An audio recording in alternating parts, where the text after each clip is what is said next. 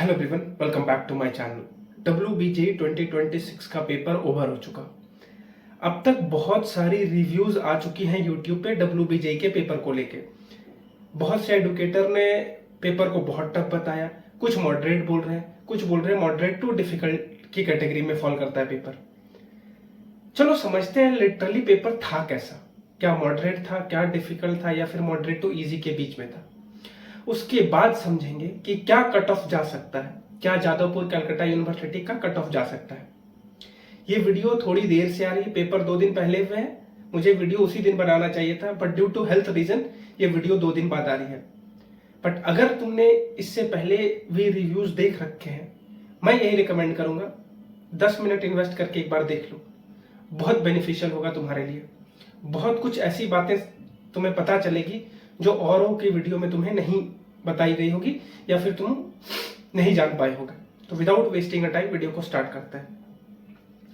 सबसे पहले 2026 के पेपर को रिव्यू करने से पहले पास्ट के WBJ के पेपर को रिव्यू करते हैं।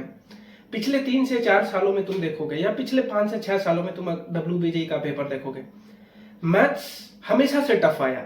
मैथ्स हमेशा से जेई लेवल का आया है। तुम कोई भी पेपर उठा लो, 2021, 2022, 2023, 2024, 2025, हर साल में मैथ्स लेंदी और डिफिकल्ट आया है। फिजिक्स केमिस्ट्री मॉडरेट आया है। कोई भी पेपर उठा लो पिछले 5 सालों में, फिजिक्स केमिस्ट्री और पर्टिकुलरली केमिस्ट्री की बात करा जाए तो केमिस्ट्री स्ट्रेट फॉरवर्ड आया है, चाहे ऑर्गेनिक हो, फिजिकल हो या इनऑर्गेनिक हो। ये पास्ट का पैटर्न है पिछले 5 से 6 सालों का। अब बात करते हैं 2026 का पेपर। बहुत बच्चों ने या फिर बहुत से कोचिंग प्लेटफॉर्म ने यह बताया कि WBJ का पेपर 2026 का पेपर हिस्ट्री का सबसे डिफिकल्ट पेपर था। नो डाउट डिफिकल्ट था, बट उन सारे कैंडिडेट्स के लिए डिफिकल्ट था जो अच्छे से पढ़े नहीं थे, जिनकी प्रिपरेशन अच्छी नहीं थी, जो लास्ट मोमेंट में तुक्का स्ट्रैटेजी वाली वीडियोस देख के जाएंगे। उनके लिए तो एक साधारण सवाल भी लेंदी और डिफिकल्ट लगेगा।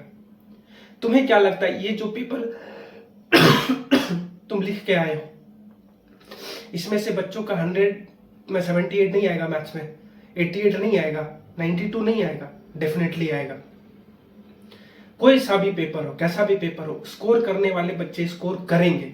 रीजन, वो पढ़ाई करते हैं, तुम स्ट्रेटजी कंज्यूम करते हो। द ओनली डिफरेंस यही है। पेपर डिफिकल्ट था या नहीं था वो तो बात की बात है। पहले क्या तुमने उस लेवल की पढ़ाई करी थी, क्या तुम्हारा उतना प्रैक्टिस था, क्या तुमने अच्छे से सवाल किए थे, क्या तुमने अच्छे से लेक्चर किए थे। इन तीनों चीजों को अगर तुमने सही से करा होगा तो तुम पेपर को कभी डिफिकल्ट नहीं बोलोगे, नेक्स्ट टू इम्पॉसिबल भी नहीं बोलोगे। अगर तुमने अच्छे से पढ़ाई करा होगा तो, नहीं पढ़ाई करा होगा तो बहती गंगा में हाथ धोने सब आ जाएंगे। सबको यही बोलने लगेंगे कि भैया पेपर बहुत डिफिकल्ट था, पॉसिबल ही नहीं था सॉल्व करने के लिए, 2 घंटे में पेपर हो ही नहीं सकता था सॉल्व। तुम्हारे ही दोस्त, तुम्हारे ही भाई बहन, कोई तो ऐसा होगा जो पेपर को सॉल्व करके आया होगा। ऐसा तो नहीं कि उन्होंने पेपर सॉल्व नहीं करा होगा।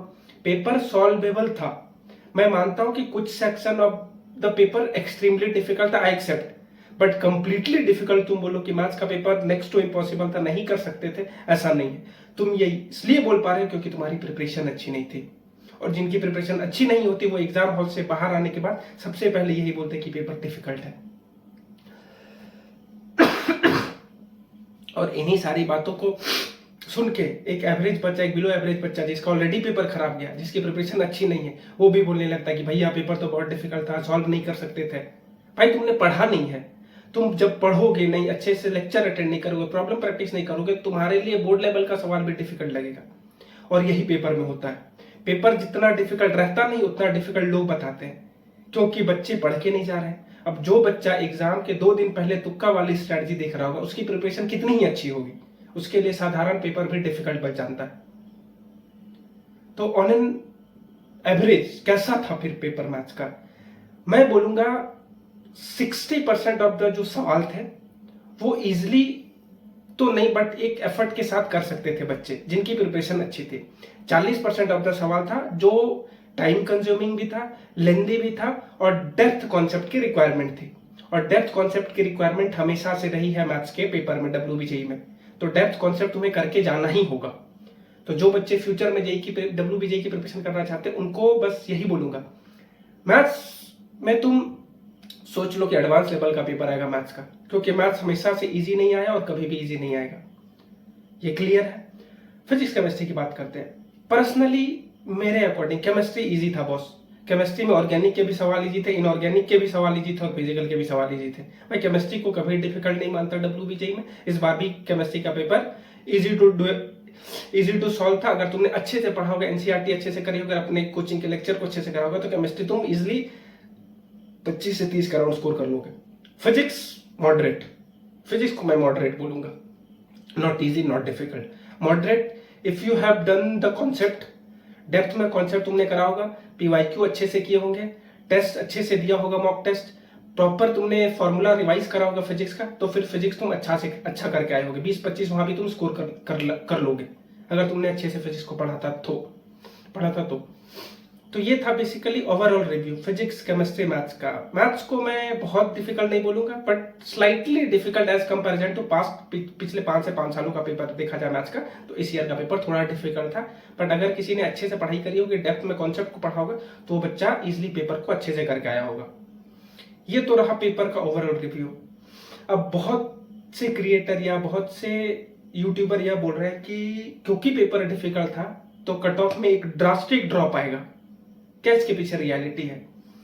ड्रास्टिक ड्रॉप तो नहीं आएगा बॉस। अगर जादवपुर में किसी को सीएससी 80 या 90 मार्क्स पे या 120 पे मिल रहा है, तो इस बार ऐसा नहीं होगा कि 60 पे मिलेगा या 70 पे मिलेगा।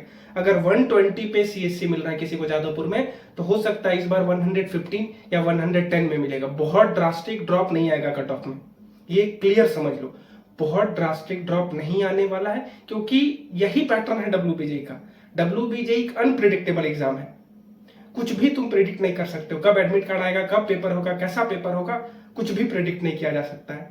तो कट ऑफ का जो प्रिडिक्शन लोग लगा रहे हैं कि बहुत ड्रॉप होगा कट ऑफ में, मैं समझता हूं कि कट ऑफ में बहुत ज्यादा ड्रॉप नहीं आएगा। अगर 120 में सीएससी मिल रहा था जादवपुर में, तो 115 में मिलेगा या 110 में मिलेगा, हार्डली। इसी तरह से सारे colleges, Calcutta university, Jalpaiguri government engineering college या फिर कल्याणी गवर्नमेंट इंजीनियरिंग कॉलेज, इन सारे के भी कट ऑफ में 10 या 5 से 10 मार्क्स का डिफरेंस आएगा। बहुत ज्यादा कट ऑफ में डिफरेंस नहीं आने वाला है। ये बातें तुम समझ लो, जितनी जल्दी समझोगे उतना तुम्हारे लिए बेहतर होगा। नहीं तो तुम एक हाइपोथेटिकल वर्ल्ड में जी रहे होगे कि भैया मेरा 40 आ रहा है, पिछले बार तो जादवपुर में एक लोअर ब्रांच 50 पे मिल रहा था, तो इस बार 40 पे मिल ही जाएगा, या 60 पे मिल रहा तो इस बार 40 पे मिल जाएगा। The chances is less, because उतना भी ड्रॉप नहीं होगा कट ऑफ और उतना भी पेपर डिफिकल्ट नहीं था। ये बातें समझ में आ रही है? तो ये एक बेसिकली ओवरऑल रिव्यू था पेपर का लेके। अब तुम्हें क्या लग रहा है, मैंने जेन्युइन रिव्यू दिया या फिर मैंने औरों की तरह ही पेपर को रिव्यू करा? बताओ नीचे कमेंट सेक्शन में कमेंट करके, और कितना तुम स्कोर कर रहे हो वो भी नीचे कमेंट सेक्शन में कमेंट करके बताना, जिससे क्या होगा कि मैं एक वीडियो बना पाऊं जिसमें मार्क्स वर्सेस कॉलेज की बातें कर पाऊं। कितने मार्क्स पे कौन सा गवर्नमेंट कॉलेज, कितने मार्क्स पे कौन सा प्राइवेट कॉलेज मिल रहा होगा। ये तभी हो पाएगा जब मैं बच्चों के मार्क्स देखूंगा कि वो कितना स्कोर कर रहे हैं WBJ के पेपर में।